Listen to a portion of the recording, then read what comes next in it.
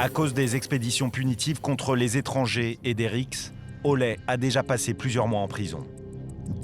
Aujourd'hui, il retrouve plusieurs militants néo-nazis.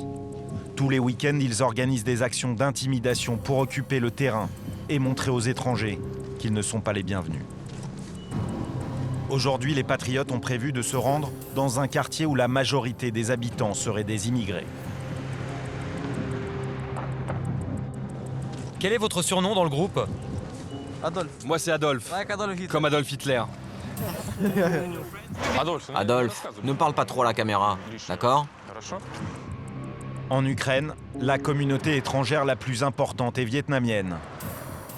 Oleh et ses sbires ont ciblé une gigantesque cité HLM qui abrite des foyers étudiants. Selon lui, les étrangers qui y vivent prennent la place des Ukrainiens. Les forces de l'ordre devraient vérifier tout ça.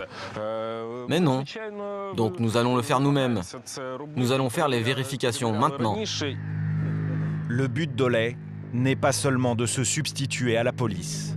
Il veut terroriser les immigrés vietnamiens pour les inciter à partir. Tu habites dans quelle chambre? J'en sais rien. Donne-moi le numéro. Il s'agit clairement de persécution raciale. Dis-nous où t'habites. Elle fait comme si elle nous entendait pas. Elle sait pas parler ou quoi? Ces gens ne connaissent même pas notre langue. Mais Oleh estime simplement remplir son devoir de citoyen.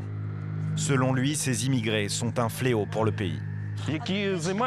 Ces gens fabriquent des contrefaçons et ils ne paient aucun impôt. Par leur faute, il y a plus de crimes en ville. On va aller là-bas, il y a des enfants. Là où il devrait y avoir des étudiants, il y a des bébés. Ils vivent là illégalement. Des familles entières.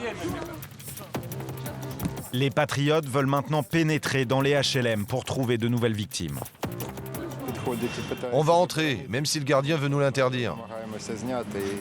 À l'arrière d'un bâtiment, ils découvrent une petite porte dérobée qui n'est pas surveillée par un gardien. Les jeunes fascistes investissent les lieux au pas de charge. Ils tentent de localiser les appartements des immigrés.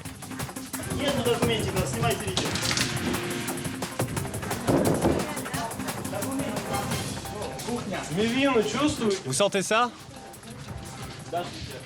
C'est leur cuisine. Vous voyez, elle n'a toujours pas présenté ses papiers. Jusque dans les habitations des Vietnamiens, les patriotes continuent leur sinistre opération d'intimidation. Mais des habitants ont prévenu le gardien. Allez, sortez! Sortez d'ici!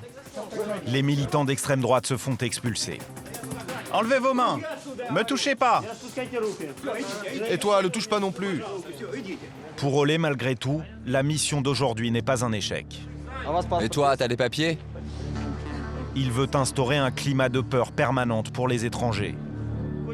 Le week-end prochain, dans un autre quartier, ils recommenceront à harceler des immigrés. D'après les chiffres officiels, la communauté vietnamienne en Ukraine ne compte que 3000 membres. Les patriotes affirment qu'ils seraient 100 fois plus.